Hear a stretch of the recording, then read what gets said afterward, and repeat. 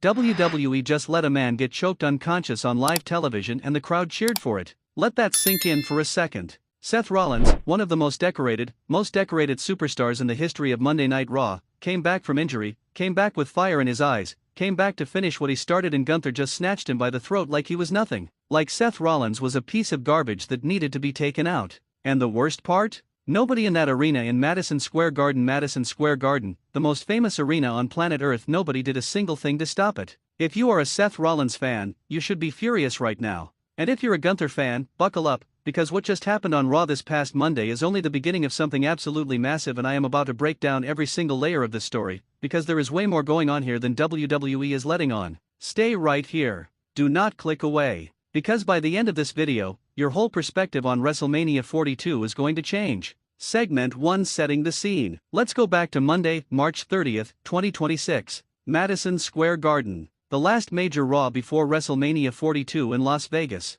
The stakes could not have been higher. The entire wrestling world was watching, and WWE delivered one of the most jaw-dropping closing segments we have seen in years. Here's how it went down. Paul Heyman, the Oracle, the self-described humanitarian, makes his way to the ring. Classic Heyman. Smuggest walk in the business. He starts doing what he does best, talking, telling everyone how great the Vision faction is, how he orchestrated everything perfectly, how Obafemi versus Brock Lesnar happened because of him. He's basking in it. He owns that ring like a king owns a throne. And then Raw general manager Adam Pearce walks out. Now, the crowd immediately senses something is about to happen. Pearce has that look on his face, that says, "I've got news and you are not going to like it, Paul." And he was right. Pearce drops 2 bombs back to back. First, the Boston Police Department has officially dropped all charges against Seth Rollins for his actions the previous week. Second, Seth Rollins has been medically cleared to compete. The crowd explodes. Heyman's face goes white. And then out of nowhere Seth Rollins' theme music hits.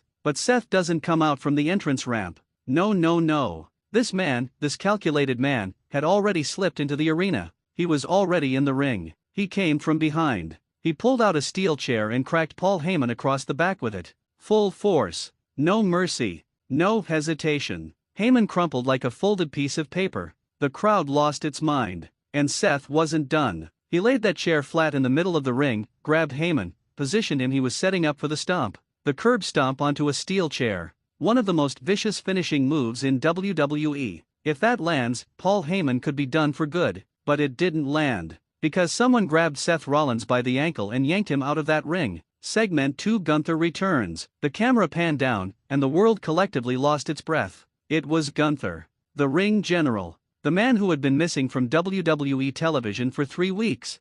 3 weeks of silence. 3 weeks of creative limbo. 3 weeks where nobody knew what was going to happen to him at WrestleMania 42, because his original opponent Rey Mysterio had gone down with an injury and thrown the entire plan into chaos. But Gunther wasn't just back. He was back with a statement. He grabbed Seth Rollins, a man who had just been declared medically cleared, a man who came in ready for war, and he locked in the sleeper hold. That vice-like, suffocating, terrifying sleeper hold that the ring general has used to put bodies to sleep across the entire roster. And Seth Rollins, the visionary, the man with the foresight and the intelligence to outmaneuver almost anyone, he had no answer for it. He fought. He tried to claw his way out. But Gunther is a monster. And within moments, Seth Rollins went limp.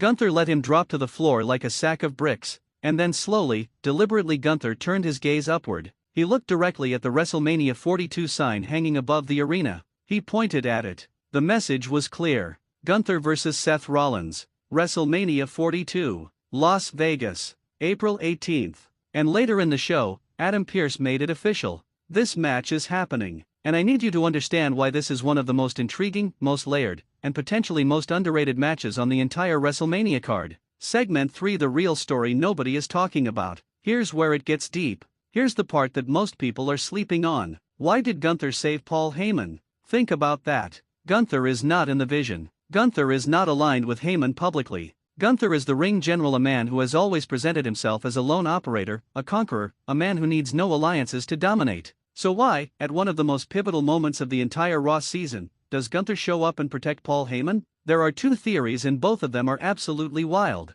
Theory number 1: Heyman called him. Think about it. Heyman is the smartest man in any room he walks into. He knew Rollins was coming for him. He had to have known that once those charges were dropped and Rollins was cleared, it was only a matter of time. So what does the Oracle do? He reaches out to the one man on the roster who might want a piece of Seth Rollins even more than Heyman wants protection. He offered Gunther something, maybe a future partnership, maybe a path to Brock Lesnar, the man Heyman has been managing, and maybe Gunther saw the value in that deal. Theory number 2: Gunther didn't need a phone call. He's been watching Seth Rollins for a long time. Remember at SummerSlam last year, Gunther was the World Heavyweight Champion. He had worked his entire career to make that title prestigious again. He had defended it with honor. And then Seth Rollins cashed in his Money in the Bank contract and stole it right from under him. Gunther had to stand there and watch it happen. He had to watch Rollins reap the rewards of a title reign Gunther had built from the ground up. And that kind of humiliation does not go away. That kind of fire does not just die.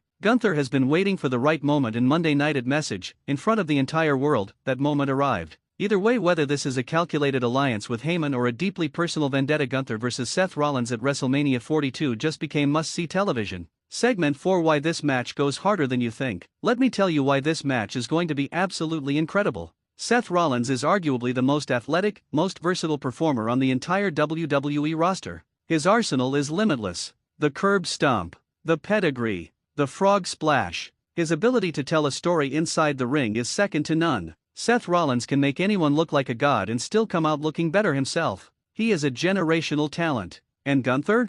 Gunther is a machine. He is technically one of the best pure wrestlers on the planet. His chops alone have ended careers.